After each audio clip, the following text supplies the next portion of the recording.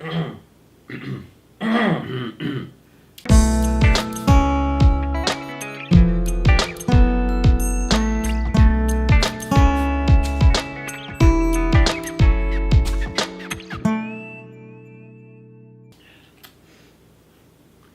guys, how's it going? This is Sparkride Nation. I'm John Warren, and this is Bob. So we just finished watching the film Batman vs Superman. We're gonna go over the extended edition. What we just finished seeing was the Ultimate Edition. It did explain a lot of things that should have been explained, I guess, in the movie to make it more cohesive as a story. There were still some parts where they couldn't undo that I wish that they had undone, but Martha. But in the same sense, you know, at least it got more of a cohesive story out of it. There was a pace. There was a better pace. Well, compared to the theatrical and this one, I mean, how would you compare the two? Because they seem like completely different movies. They are. You get more of a Superman vibe to it too. You get more of his backstory. You understand why his reasons behind not agreeing with what Batman does in terms of like the branding and all that kind of stuff. Mm-hmm. The original version, I loved Batman. Mm-hmm. I loved what but they focused a little too much from, even though it was a Batman versus Superman. So what was the Superman part? Yeah. You got a little bit more of that Superman part. So you got it. So more lines that he says in this version that were in the original version kind of have more depth to it because of what you now know. The reporting that he did and like the little things that he went to Gotham City and did all the little he went to talk to people and stuff like that to find out, you know, why Batman is such a menace, or why he's such a villain in his case, you know. Why is he scared? Why people hate him? Exactly. So like it builds up that hype for the final battle. So it kind of made the final battle a little bit more meaningful, you know. And final battle, I mean, meaning Batman versus Superman. So what did you like about the Ultimate Edition? Clarity, because when I saw this movie, I saw it like 3 or 4 times, but Ultimate Edition had more clarity compared to how I had to watch it multiple times in order to pick up every little thing. The pacing was a lot better. The fight scene, there was a couple scenes in the fight scene that they left out, so I thought that was really cool that they added that in there. They had more Superman in it, because like in the original theatrical version, he had like, you know, he didn't have all that many lines. He was moping around, yeah. In this one, after watching this one, I felt like he was more of a martyr in this one. So it kind of, even when it came to that Doomsday fight, it felt like, you know, he needed to go at it with Doomsday and do the whole dying thing and everything. So it made more sense. I liked it. I mean, it was I liked it a lot better than the theatrical version, because you can tell the editing was a lot better than it was in the original. Oh yeah, but that's the thing with these things. Like with movies this big, especially in that Warner Brothers is trying to catch up with Marvel, which they shouldn't even really do. I just felt that whatever this version was, the Ultimate, some editing guy took it. We gotta make this shorter. Yeah. They just started like botching.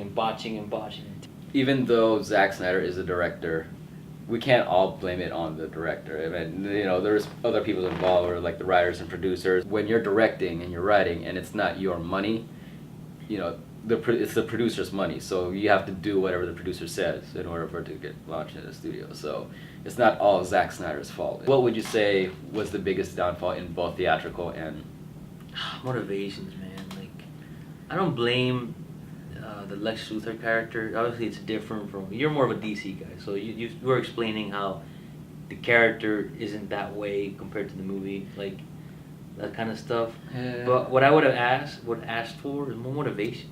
Why was he so hell-bent in getting Superman to be shown as the bad guy? Exactly. I am open to new ideas. I'm open to how this Lex Luthor is. And truthfully, the acting was, you know, it wasn't the best, but I wasn't upset at it. In a sense, it's how they wrote the character. How the character was written. Yeah. You know, I can understand he's a different Lex Luthor, but there has to be some sort of like similarities to the original Lex Luthor. So I like it. Or a motivation, like I said. Yeah. There was no reason. Yeah. You just kept referencing that he was a god and he's a sin. Yeah.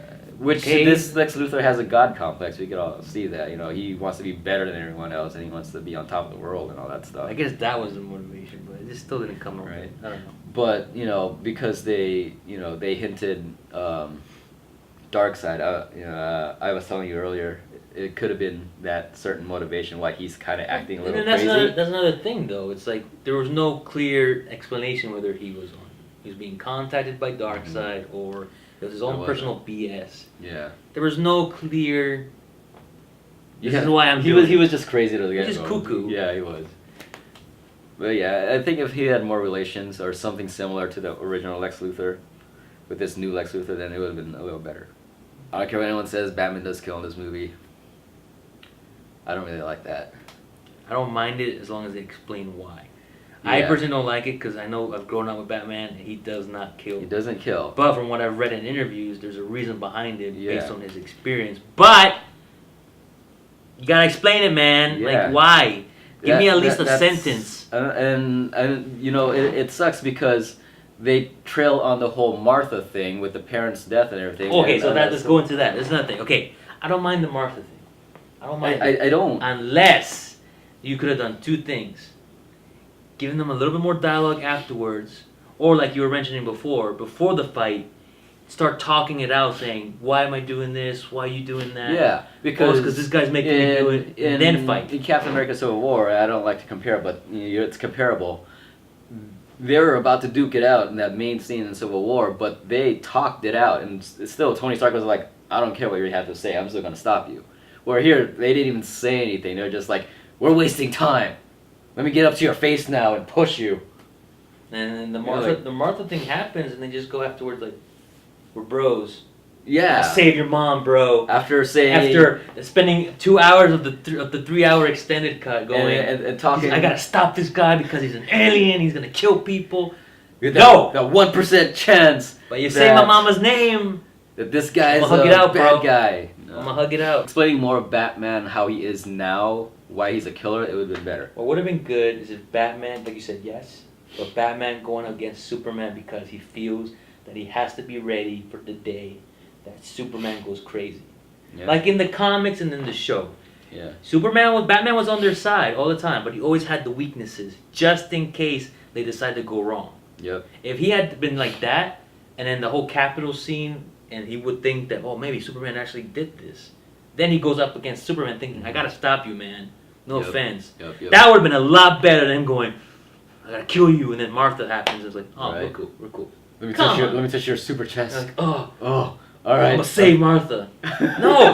No, Batman, no. Seems like we're bantering how much we hate it now. No, it's a good movie. It's a but better movie. It's a better movie than what it was originally. But there's like he said, the same problems still exist. There's still a lot of nitpicking, and we're movie junkies, so we nitpick a lot. But there's another scene where Superman is punching Doomsday all the way up in the atmosphere, right?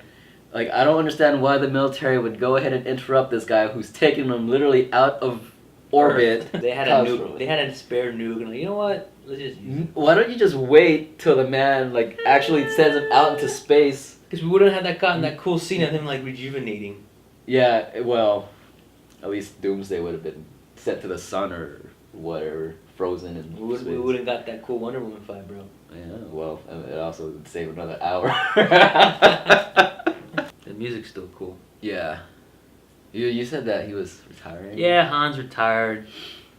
He's got Junkie XL doing the Justice League movie. Yeah. The cameos with the Justice League. Oh, what I told him was that when Batman had that dream sequence, it would have been really cool if they incorporated like the Justice League in there and they're all fighting with Batman. That would have been a cool way to introduce the Justice League instead of having the little GIF files that Lex Luthor made, you know. GIF files. Just open this. GIF files. Oh, God. Was it the QuickTime videos? Yeah, and you guys seen other reviews, so you've heard all this stuff already. But you know, it's funny because you could come up with these other intelligent ways of bringing about how things would work or play out better, but they just like miss it. They're like right there and they miss it. It's like a big old slap in the face. I like the movie. I really do. It's just that. See, I want to like the movie. I like it. I like it. It's not perfect. It's not. It is what it is. It is what it is. But like I was telling you, if like they had done a Batman movie and a second Superman movie, them meeting would have been a lot more like, dang, yes. Like, yes. Yeah. Now it was just like, eh. For the second Superman movie, I was thinking they should keep that with the whole Doomsday thing, because the Doomsday series for Superman was a whole changer for the Superman franchise. But my theory with the whole Doomsday in this movie, that I figure that it would have been better if they, instead of incorporating Doomsday, they incorporated Bizarro, because since General Zod is already Kryptonian and he's dead, you know, Bizarro is also like that. So it would have been cool if they did that instead of making him Doomsday. And he's more of a, you know, a knockoff villain instead of having like a major villain like Doomsday. Because Doomsday is a really big villain for Superman. He's one of like, he's kind of like, you know, Bane to Batman, like the movie. I hope for Justice League they take some notes. They learn from the mistakes. The result of this movie is what I was afraid it was gonna be when I first heard the title, Dawn of Justice, and it just ended up being that way. It was just Batman versus Superman was good for the fight, and that fact that they had different ideas of how to approach things. I just wish that was explored more, and then instead of just having because when you see the other Justice League people in the video scene, that was literally in the middle of Superman going to go fight Batman. Yeah. So of course that was just it was just shoot in there, and it was like you didn't have to do that. You could like you said, if they had put him in that scene you were talking about in the dream sequence. Yeah. Cool. Leave it alone. Right. I didn't need to know anymore. Right. But the rest of it was like. It's like, okay, that needs to happen, or something cool like that needs to happen. I think Warner Brothers is taking this to heart, and hopefully they're learning from what they Warner hear from the Bros. films. I mean, what's the part like? What Marvel has like one person controlling the whole franchise of Marvel Studios. Yeah, but he lets the people do it, but he keeps them in mind. Guys, you got to get to this point. But this is the plan. Warner Brothers has like 3 people that are in charge of the whole DC thing. So it's like if you have more than 2 heads, it's like what's going on? Who are we following? You know what I mean? So everything gets like scrambled everywhere. That's why I'm a Star Wars guy. That's pretty much our review for Batman v Superman Part 2. Hopefully you guys enjoyed this review, and we'll catch you in the next one. Bye.